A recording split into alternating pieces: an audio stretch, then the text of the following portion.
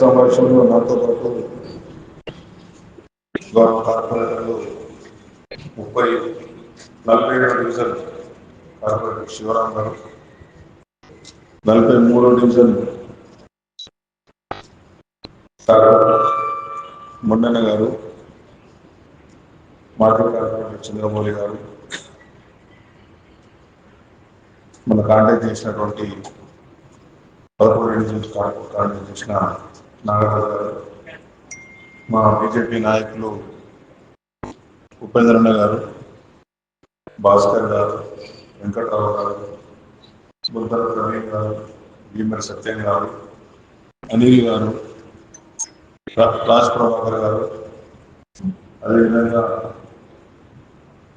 రాజా గారు, కిరణ్ గారు, హమీద్ గారు, చింటూ గారు, మరియు మిగతా సభ్యులందరూ పాల్గొన్నారు.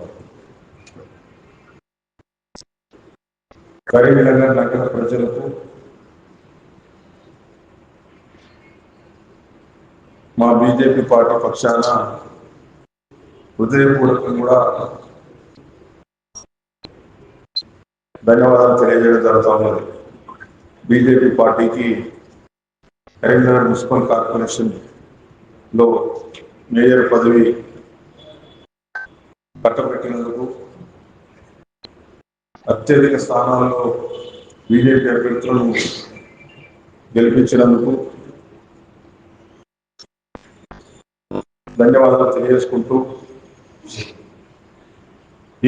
ఈ గెలుపుకు కారణమైనటువంటి కర్త కర్మ క్రియ అయినటువంటి మా నాయకుడు కేంద్ర మంత్రివర్యులు బండి సంజయ్ కుమార్ గారికి, అదేవిధంగా మాకు పోటీ చేసే అవకాశం కల్పించిన బీజేపీ పార్టీ అధిష్టాన వర్గానికి,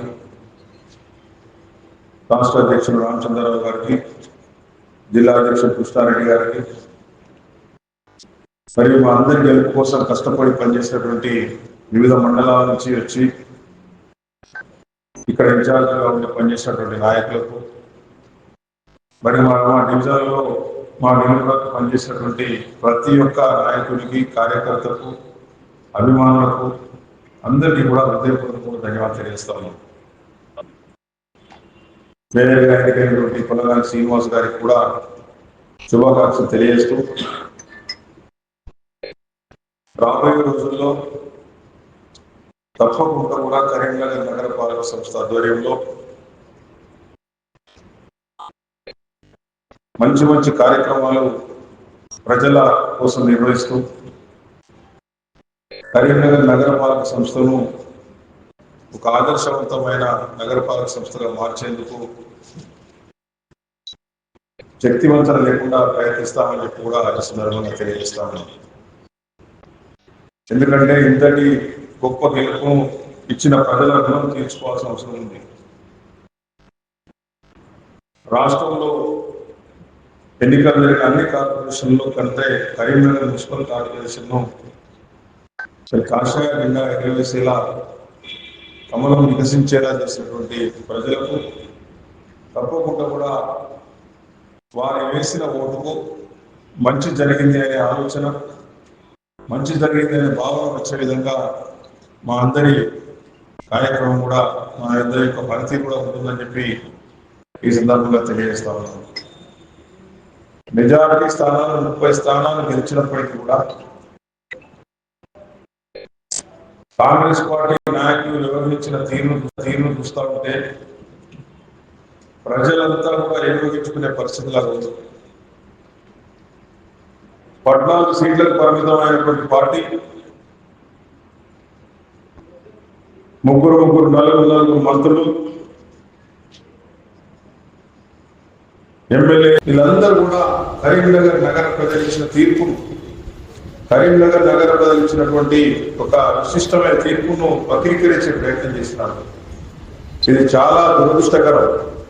ప్రజాస్వామ్యంలో ప్రజల ఇచ్చిన తీర్పును అపహాస్యం చేసే ప్రయత్నం కూడా చేయడం అనేది చాలా దురదృష్టకరంగా పేర్కొంటా ఉన్నాం.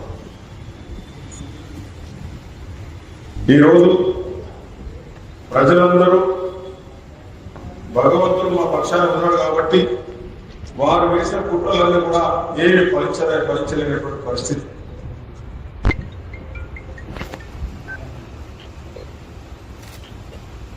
14 సీట్లున్న పార్టీ ఎందుకు మేయర్ కాదు అని చెప్పేసి సాక్షాత్తు ఒక మంత్రి మాట్లాడినాడంటే దీన్ని ఏ విధంగా చూడాలో మీరు అర్థం చేసుకోవాలి.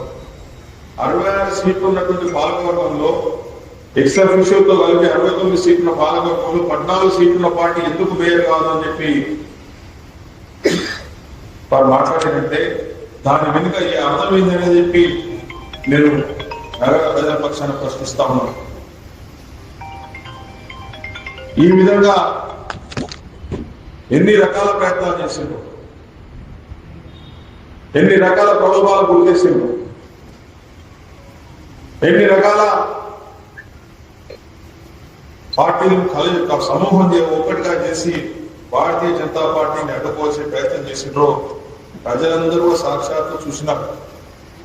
చాలా మంది ప్రజలు కంటి నిండా నిద్రపోకుండా టీవీలలో ఏ వార్తలు వస్తాయి, సోషల్ మీడియాలో ఏ వార్తలు వస్తాయి, ఈ విధంగా ఎందుకు చేస్తా ఉన్నారు, ఈ విధంగా భారతీయ జనతా పార్టీ అడ్డుకునే ప్రయత్నం ఎందుకు చేస్తా ఉన్నారని సామాన్య మానవ నుంచి మొదలుకొని రాజకీయంగా అనుభవం ఉన్న ప్రతి ఒక్కరు కూడా 2 రోజుల పాటు చాలా ఉత్కంఠకు గురైన మాట వాస్తవం కాదని తెలియజేస్తా ఉన్నాం.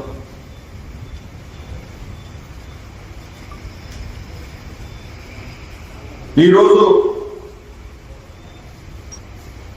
కార్పొరేటర్లు ఏ విధంగా మభ్యపెట్టిండ్రు,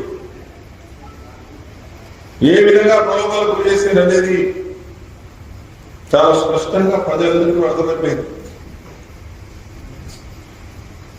కాబట్టి కాంగ్రెస్ పార్టీ ఎన్ని ఎత్తుగడలు చేసినా, ఎన్ని ప్రలోభాలకు ప్రయత్నం చేసినా, ఏ విధంగా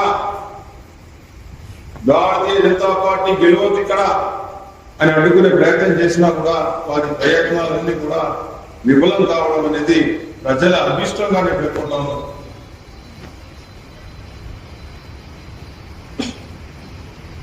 తప్పకుండా కూడా ప్రజలు ఏదైతే అభిష్టం మేరకు మాకు ఓటేసిండ్రో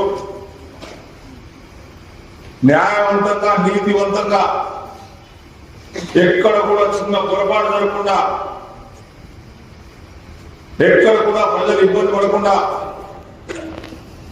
మా 5 ఏళ్ల పరిపాలనలో మా మేయర్ గారు కానీ, మేము కానీ, మా కార్పొరేటర్లు కానీ, మా పార్టీ అంతా కూడా ప్రజలకు సేవ చేసే కార్యక్రమంలో మునిగిపోతామని చెప్పిస్తున్నారో తెలియజేస్తా ఉన్నాం.